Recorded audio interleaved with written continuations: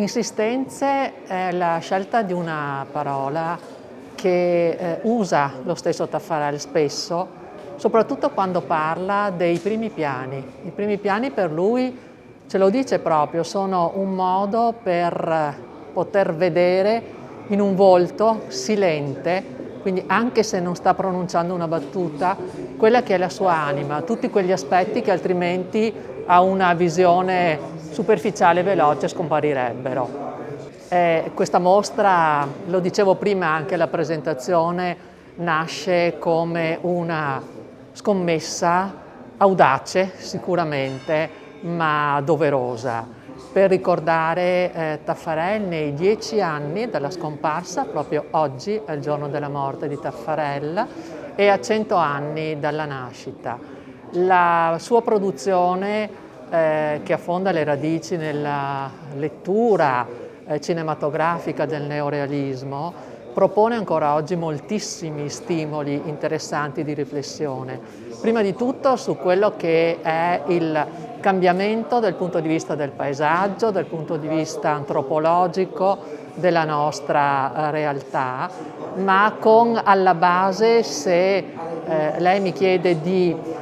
dare indicazione su quello che può essere un valore ancora attuale, alla base l'ideale fondamentale di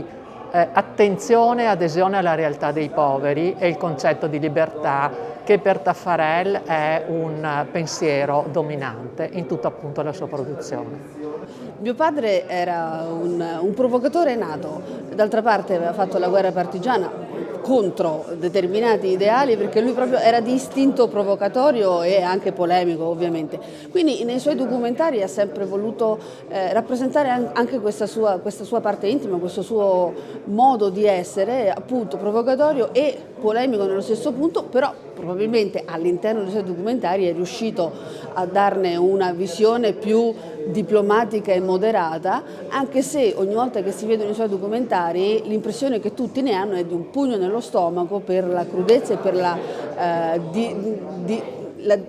il modo di essere estremamente diretto nel trasferire le immagini e nel trasferire anche i pensieri. In questi ultimi periodi, sia da quando papà era tornato qui a Vittorio Veneto, ma anche in questi ultimi anni dopo la sua scomparsa, devo dire che l'interesse verso papà mi ha suscitato delle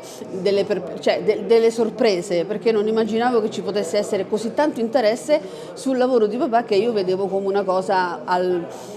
banale, nel senso, per me mio papà che faceva il regista era una cosa come un padre che fosse postino, tra virgolette. E per questo centenario c'è stata una tale attenzione, uno studio minuzioso, uno studio estremamente attento, ma proprio coinvolgente del lavoro di papà, nel senso che non è solo leggere e estrapolare dei pensieri da tesi o biografie fatte da altri, ma è stato proprio un interpretare personalmente il pensiero e la figura di papà.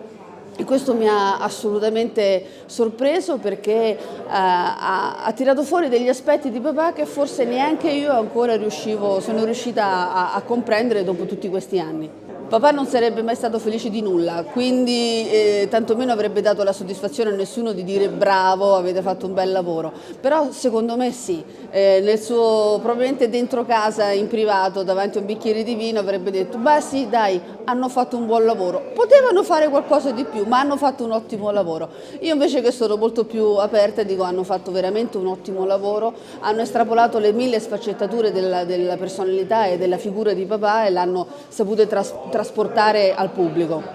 Probabilmente c'è ancora molto da scoprire di papà, c'è anche il Taffarel persona normale, diciamo, però per quanto riguarda la